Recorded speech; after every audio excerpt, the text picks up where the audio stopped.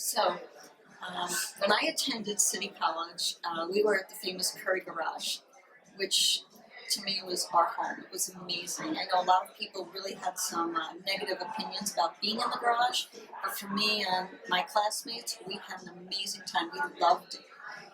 That was our home. It was great. It was gritty. It was urban. It was ours.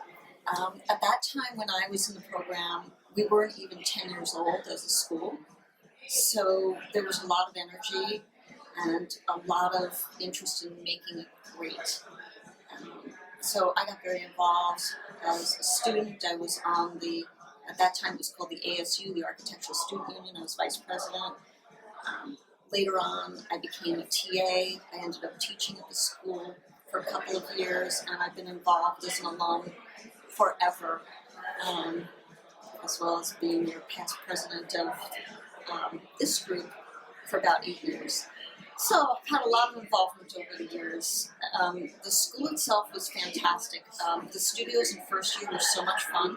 They were divided with lockers, and everybody could hear and see everything. We have some old pictures of my classmates where we're sitting on top of the lockers. We graffitied the lockers. We made it our own.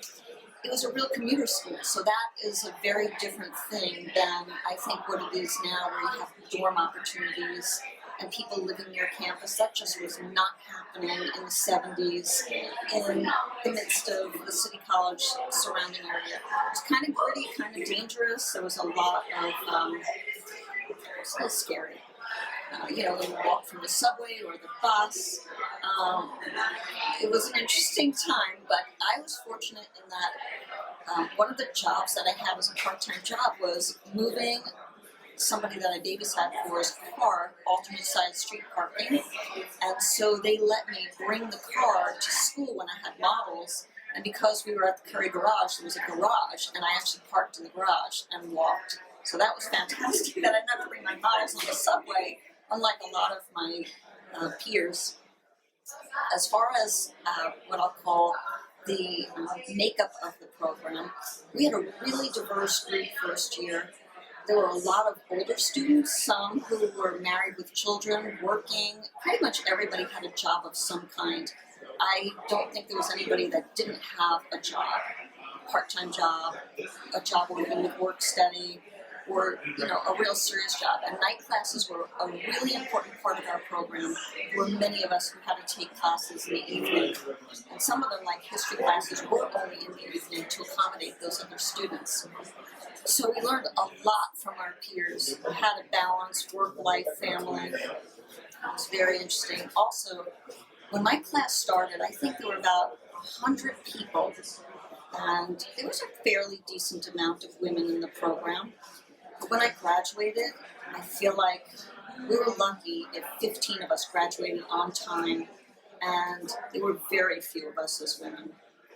So I do feel a little bit like a pioneer to some extent, and it's so gratifying to see so many women and so many just diverse faces and places.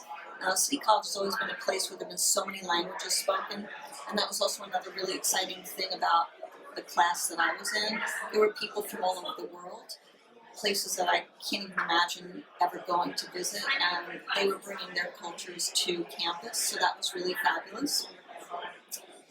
The Curry Garage was a really fun place. We created a campus store, we created a coffee shop. We had a lot of fun. The professors were fantastic. Many of them had their own practices in the city, so they were bringing their real work experience to the school. Some of the professors who are still at the school were my professors, like Gordon Liebert in his early years of teaching. Peter DeSalfi, the first year he was teaching, he was my professor. We had a great time. So a lot of history. Lance Brown was a professor of mine, so it was really fantastic to have that continuous thread and the history. It's just a gratifying place, and without City College, I don't know where I'd be. Just as sort of an added piece, both my parents went to City College, a lot of my family members were at City College, so I call that a little bit of legacy. Well, I was only here for 1 year, 2 semesters in the urban design program. So that was 2004, 2005, and it was kind of in-out over the 2 semesters, and I had a 1-year-old toddler at home, and I'd only been in New York for 7 months at that time, so I didn't know that many people. So City gave me an instant set of new friends who weren't organized around childcare and baby stuff. So that was really great. And it was a diverse group, I'd say, in age and nationality, background, levels of preparation for graduate study.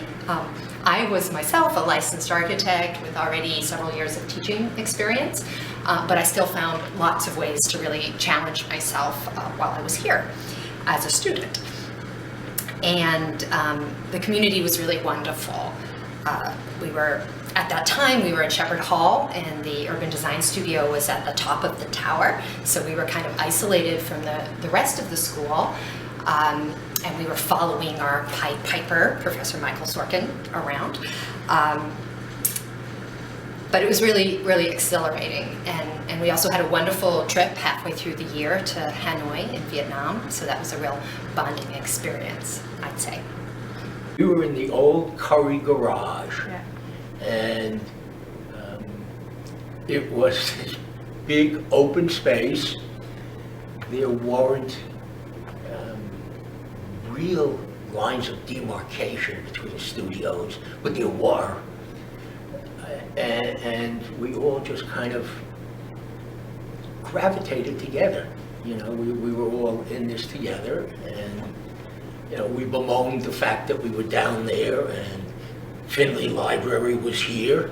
I think that bonded us more. We love to hate Curry building, so we kind of missed all the crazy things that used to happen in that building.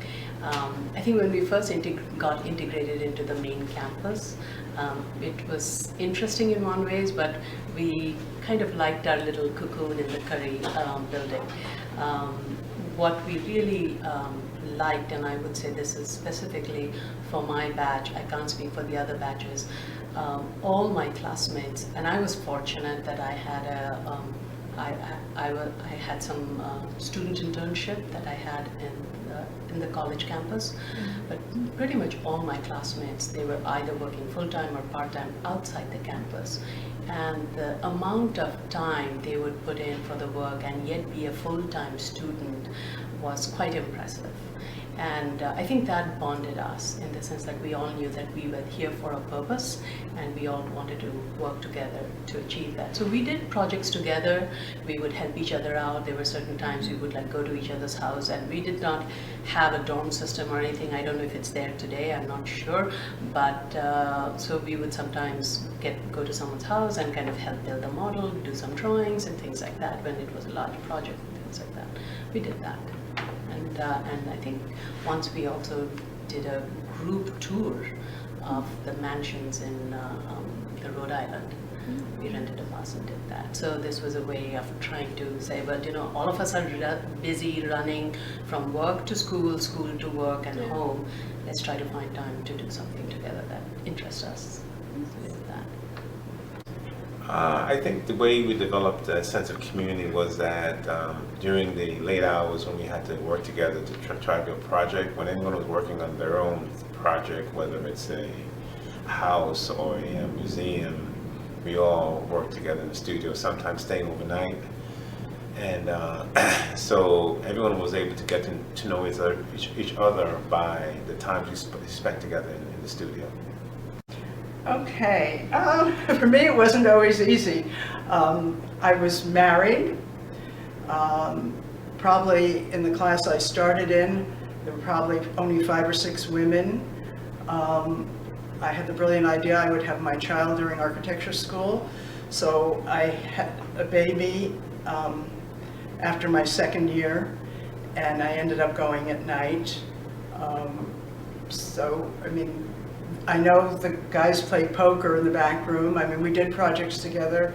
Sometimes I was the safe face when we had a project where we had to go in Soho when it was really an artist area, and when the guys was doing interviews, so he brought me around as a safe face to knock on doors and stuff.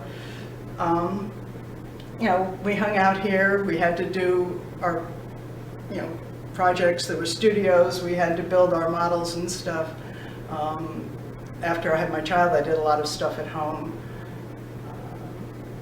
So some of the students babysat for me. Some of the students, there was another woman who had a daughter who babysat for me. She was probably the only other woman that had a child at that point in architecture school. When we all graduated, we all went to Chinatown and had dinner, which was a new experience. There were people who had never been to Chinatown for dinner at that point. So it was very different times. What percentage of the students now are female? About 50. Yeah. I think the class was about 125, and there were 5 or 6 women in the day. There were a few more in the evening class and picked up a few more, but very different times. With my child, I walked around the burned out Bronx. I mean, New York was pretty tough in the 70s. My daughter was born in 73, so it took me a longer time to get my degree and went slowly. And when the guys, I'd go by myself because I was controlled by her naps, and the guys would go, and the police would say, you guys shouldn't really be walking around this area, and I'd go wandering around with my baby on my back by myself, and nothing ever happened to me. It was always okay, but it was interesting times. I mean, we were so removed from the rest of the campus, the whole school, architecture. Landscape was just a little component of the architecture program. And we really didn't mix with the architects that much once we split off. Like I said, everybody was an architecture major for their first 2 years, so there was no distinction really. So it was only my junior and my senior years that I was in the landscape program. At which point, then our classes really started to differ, and we were, in our own studios doing our own thing.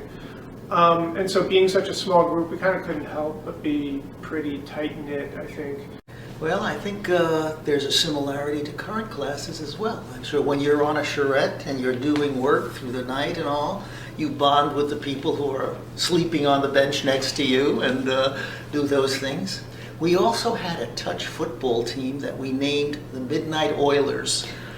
Very appropriate for charrettes and things like that. So there we were, a small group within a larger engineering school.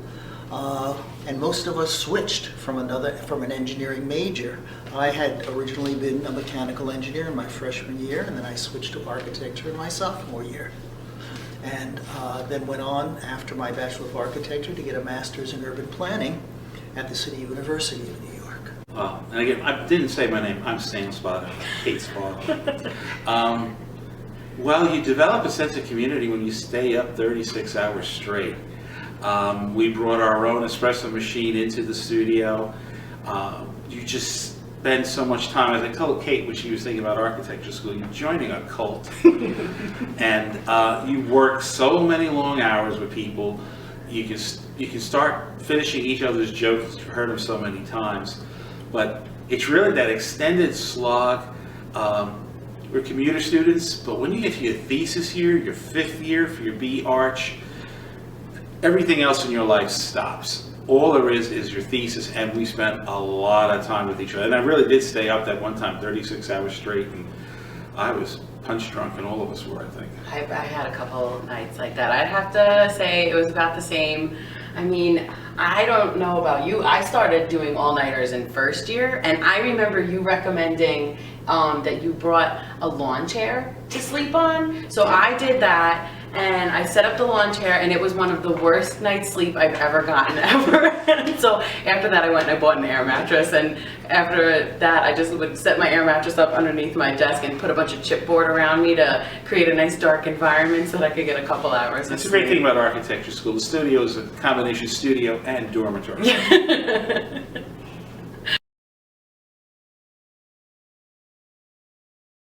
I started at architectural school at a different university.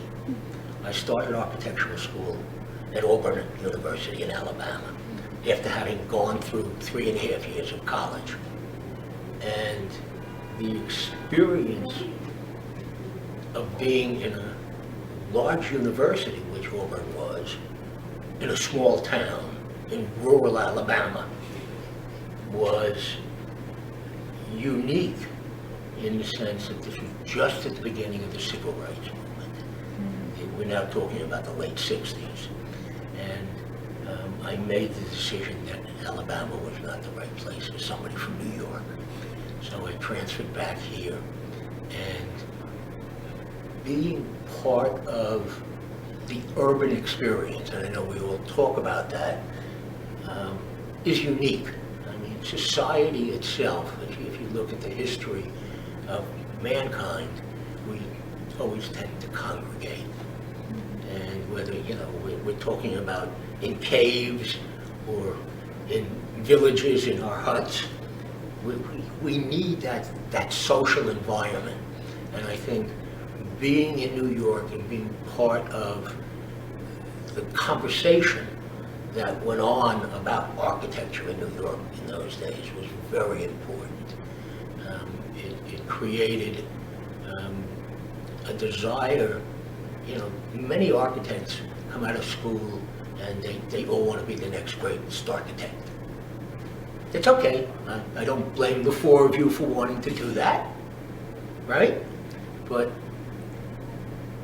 I came out of school and I recognized that there were things that were more important than just design. My first job, I spent 6 months in the field in the basement of Bellevue Hospital, that big white concrete building. I should tell you that that building was designed by a woman. That woman was the first female architect to study with Frank Lloyd Wright. Her name was Reed Weber, and she was just an incredible opportunity to be a sponge. And that's what I became. And because of that experience, I realized that I really enjoyed the construction side of architecture more than the design. And so I've had my own firm since, I guess, 1977. We no longer have a staff because I don't need a staff anymore. I do strictly project management and consulting and architectural defense when architects get into trouble. A huge amount. I think, I would say first I'm extremely grateful to City College for giving me this opportunity. And I came to this country without knowing what I wanted to do. And when I was interested in doing architecture, I found out that I did not have a portfolio. So City College, at least at that time, allowed students without a portfolio to start. So the fact that I was able to start without being able to prove my abilities and be able to do well, that really goes to the credit of this college and the professors and the students that work together. I think that made me want to give something back to the city. So I've been with city government all throughout my career, and I am extremely fortunate. Several levels of information. It was not just the fact that, like many students today, my family couldn't afford a university education. My father was in the post office, worked nights so he could make a few extra dollars. My sister and I slept in the living room. So just the fact that the city college existed and gave an opportunity at $11 for a semester for people without means to come here made a tremendous impact on our lives. I met my wife here, Rosalind, and she too came from I guess you'd call it an underprivileged family at this point in time. And so not only did I get my Bachelor of Science and a Bachelor of Architecture, but I got my life partner. We've been married 54 years now. One other thing that I took part in at the university was something called House Plan Association at that time. And the House Plan Association had a leadership training program, which took people from the same year coming into school, and they put them into a group instead of fraternities or sororities, and you became a social group, a unit, and you went through school together. And the ability to go through the leadership training programs and to learn how to run a group, how to communicate in a multicultural organization was wonderful. And it's a joy to come back and see the multicultural nature has continued and increased here at City College with people from around the world. And that's a great joy to both my wife and myself. Really instilled a sense of service that as an architect, we're providing a personal as well as professional service to our clients. So we really learned about the sense of service, the sense of clients. I think we also learned a pursuit of excellence, and that excellence comes in lots of fashions. Some of us are, I'm not one of them, but some of us are the excellent conceptualizers. We come up with a big idea. Others of us are really good at organizing and delivering projects.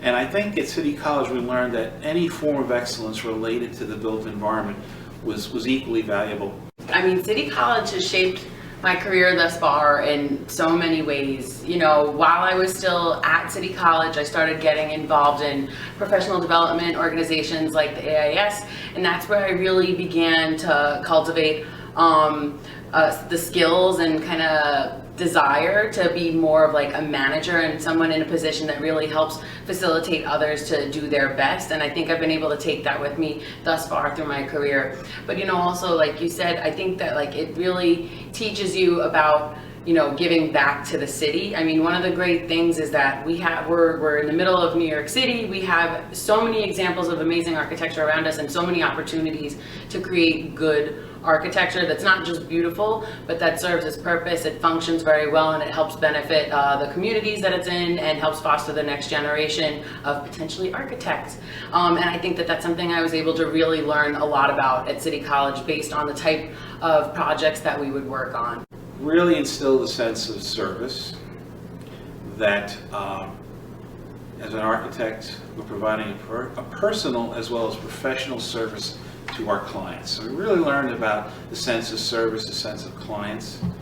I think we also learned a pursuit of excellence, and that excellence comes in lots of fashions. Some of us are, I'm not one of them, but some of us are the excellent conceptualizers. We come up with a big idea. Others of us are really good at organizing and delivering projects. And I think at City College we learned that any form of excellence related to the built environment was equally valuable. It trained me to work hard. It was, you know, everyone from the school was always working students, so we had this work ethic that kind of carried through in everyone in the class and kind of helped me in my career. It's interesting. I guess it was just the projects we worked on and just the idea of wanting to become an architect and just wanting to make that accomplishment. So the experience here working with people and just seeing their talents, I was able to sometimes compete with people. I like to compete. And some of the things I competed with here was track and field. So the feeling of competition really drove me to do well here and to do well in my career. Also competed for track and field here, going as far as to the Olympics in '88. So the competition kind of drove me to do well at City College. Favorite lines that I like to repeat was said to me by my professor then, Lee Weintraub, who later ran the landscape program. Now is pretty much fully retired, but Lee was a real character and a great guy. And one day he just said to the whole class, not just to me, he said, you know, you want to know what it's all about. You're always wondering what it's all about, you know, what this profession is about. He said, it's very simple. Just do good work for good people. And I think that's when I started to realize that what I was going to do was public sector work. And so I worked for Paul Friedberg for a while after school, and then traveled for a while. But when I came back, I went to work for the New York City Parks Department because I wanted to work in the public sector, and I wanted to design projects that were going to be used and enjoyed by the public, and that's what I've done ever since. And I definitely credit CCNY for giving me that kind of mindset, I think. Well, I came here specifically with the goal of getting a new credential in urban design. And the goal was to reposition myself in order to re-enter academia. Because I've been out for a few years, putting my husband's career first. We had to move to 2 different cities and starting a family. So it was really about a reboot for my career. And many working women have to juggle these things. And city was just what I needed at that time. I studied with Michael, as I've mentioned, Michael Sorkin, and I was the teaching assistant to Professor Marta Gutman. It was her very first year teaching here, teaching the architectural survey course. I got to know Lance Brown and a few others, and they then encouraged me to apply when a tenure track position opened at the school a few years later, which I very glad that I was hired for, and that's just what I wanted to have happen.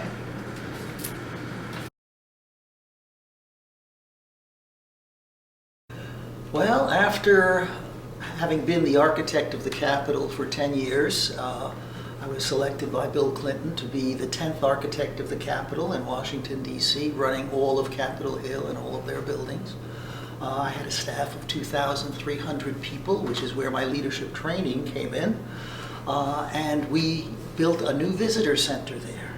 So if you ever visit the Capitol, go into the visitor center. That was my project. And it's a wonderful addition to the United States Capitol. We enlarged it by some 70% underground, and we have 3 million visitors a year going through, and every one of them appreciates the fact that we treat them with the respect that they deserve so they could learn about their government. What I'm doing right now, I am doing pro bono work for something called the Garden to Nurture Human Understanding in Teaneck, New Jersey.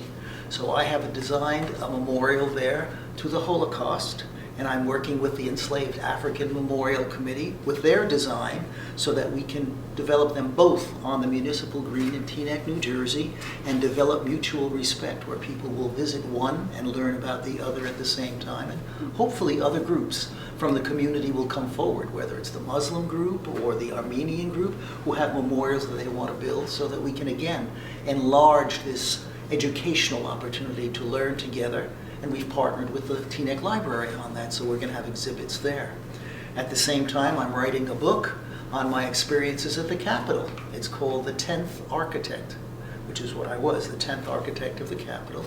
It's called Life, Politics, and Architecture at the United States Capitol. So I'm getting close. We'll see if that works out. Basically, I'm retired now, and during my career, I started out doing design, and then I ended up doing construction management. I found that that was more satisfying because I actually got to get what was going on built, because when I just designed, I found that so many things did not actually go any further than design. And I had thought, that when I went into architecture, my first degree was, I had BS in biology, so I thought architecture was a combination of art and science, which I found it wasn't really. That there were a whole bunch of other skills that you needed to prosecute an architect's career. There's many different ways you can go, and I did construction management. Then I was director of engineering services at Health and Hospitals, and I handled a lot of procurement and trying to get good consultants on board so that we would get good designers, which I think I implemented a lot of that when I was there. And right now, I'm an artist. I'm sculpting. I go to Art Students League. I've sold some pieces, and I finally got my art. I'm happy. I did I'm going to go reverse, and I don't know what I'm going to do after this. So I did the first high school in like 60 years in Harlem at it was a Thurgood Marshall Academy. So we converted that from a jazz club to a high school. That was pretty cool. And then I went and worked for David Adjaye and worked on the Museum for African American History and Culture. So that was pretty cool. Currently working at SOM. We're doing a net zero energy school building for the SCA. I'm missing a few.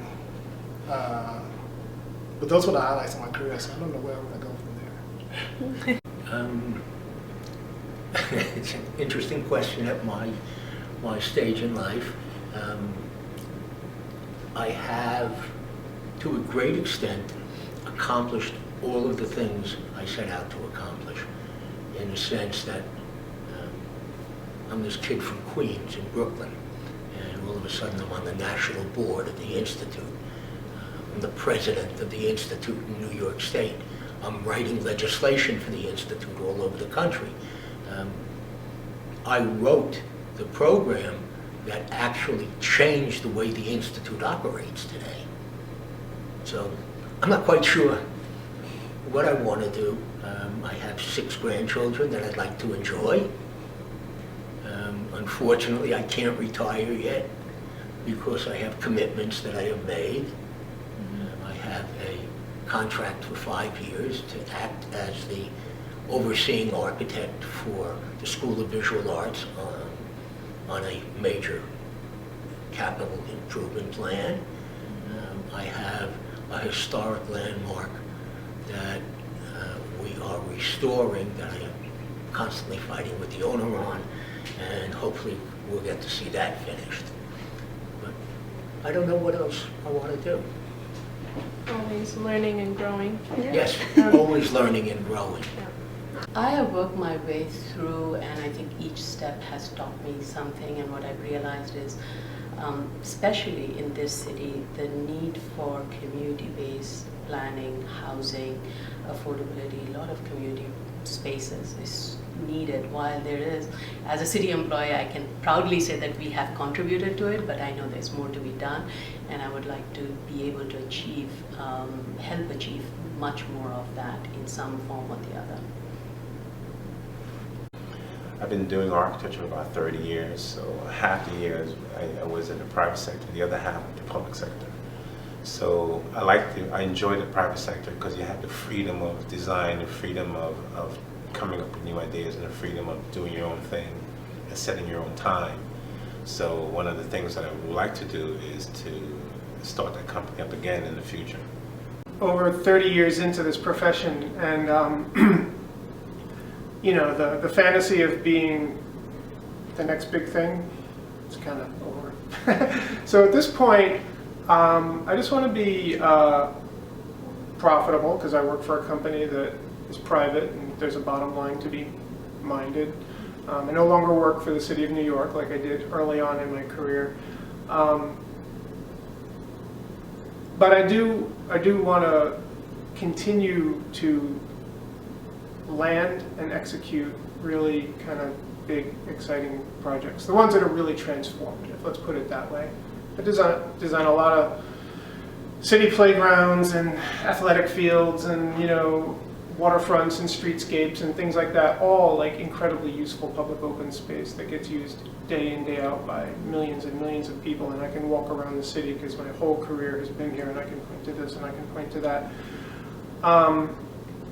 But I would like to land like what I would call a kind of career-defining or signature project, like my Highline project or my Brooklyn Bridge Park project, something like that. I'm still looking for that gem, if you will. Okay, and in one word, what is your biggest hope for CCNY graduates? Take over the world. No, really. I mean, I have a real fond place in my heart for CCNY.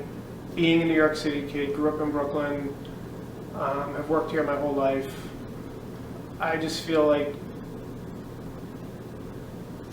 what CCNY provides to kids like me growing up in the city who didn't have a lot of resources and a lot of options is invaluable. And so I would love to see the program. I feel like my goals are always changing. I mean, the one thing that I learned about like kind of growing up in the city is that you have to work really hard. You know, it's really easy to kind of get lost in the mix because there's so much happening in New York City and just in the tri-state area in general. So I always try to, you know, always do my best, but set up little mini 5-year goals for myself. And so, you know, upon graduation, my first goal was really to get as much experience as I can and to start taking my exams and be licensed. And I did that. And then once I got my license, I was like, okay, next goal is going to be to get LEED certification. So then I went after that. And now my next goal really is to grow as a project manager. And to really learn how to cultivate like a good environment for my team. And so that's something that I'm working on a daily basis, and I'm learning more and more as I go from my mentors, and then also just from some of the alumni that we've had here. And I'm lucky enough that like I have you to help me whenever I have like questions about the industry. And I'm at a stage now where I do consulting. I formed a business a couple of years ago, and I became really enamored of lean for capital project delivery because I believe that architects have a huge contribution to make, and it's important that the profession not become marginalized, not become stylists. We really need to be engaged throughout the entire scope of strategic planning through construction. And what I'm learning now is I'm learning about learning. I'm learning about how I take what I've learned over 40 some odd years in practice, and how do I teach that to other people, particularly dealing with adults? How do I have other adults perform at the highest possible level of capital project delivery? That's what I'm doing right now, and I hope to be doing that for a long time. Well, so fast forward 15 years from 2004, and I'm a tenured professor. And now I'm seeking ways to grow and develop and acquire administrative skills specifically. So last year I was elected to the National Board of Directors of the ACSA, which is the Association of Collegiate Schools of Architecture, which has been pretty exciting and has provided opportunities to work with the national AIA and on conferences and policies for architecture academics. And this summer, I'm going to become chair of the Department of Architecture here. So that's pretty exciting as well.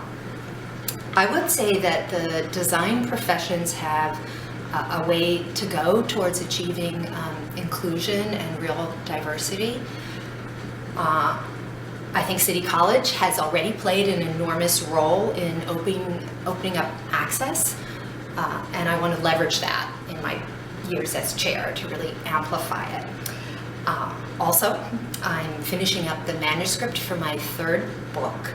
I got the contract for my first book when I was still a student here 15 years ago, and the newest one, which is titled The Retrofitting Suburbia Case Studies, should come out about a year from now. So my co-author and I were very excited about it and hoping to get it out soon.